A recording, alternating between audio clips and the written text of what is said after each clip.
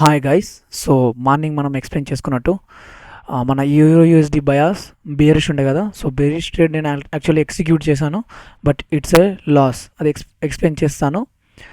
So for the transparency purposes, okay. So ఇక్కడ మనకి first two candles మనం ఎప్పుడు ట్రేడ్ చేయం అది మనకు తెలుసు.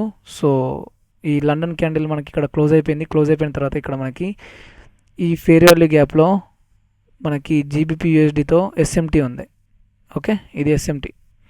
సో ఇక్కడ 1 అవర్లో మన key time 7 AM price manipulation ఇచ్చింది ఇక్కడ.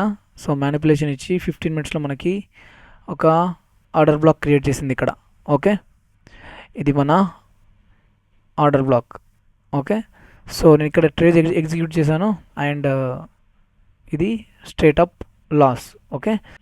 సో అన్ఫార్చునేట్లీ మనకి సేమ్ అదే టైంలో మనం ట్రేడ్ ఎగ్జిక్యూట్ చేసిన టైంలోనే మనకి ఒక పెద్ద న్యూస్ వచ్చింది, ఓకే.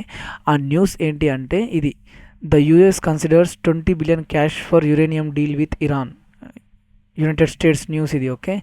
ఇది చాలా పెద్ద న్యూస్ ఎందుకంటే వార్ ఆన్గోయింగ్లో ఉంది కాబట్టి. సో దీనివల్ల మన చార్ట్లో మనం అన్ఎక్స్పెక్టెడ్ మూవ్స్ చూసామన్నమాట. ఈ స్పైక్ ఉందా, ఇంత పెద్ద స్పైక్ రావడానికి కరెక్ట్ రీజన్ ఏంటి అంటే ఎగ్జాక్ట్గా మనం ట్రేడ్ తీసుకున్న టైంకి 8 AM ఆ న్యూస్ రిలీజ్ అయింది ఇది, okay. So it's a loss and it's okay. It's a for transparency purposes, okay. నేను నా ప్లాన్ని ఎగ్జిక్యూట్ చేశాను.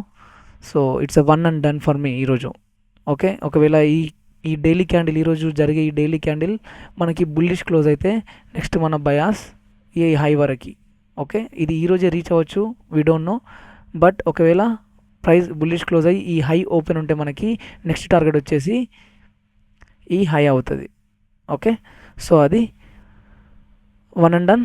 Take care, see you again. Thank you.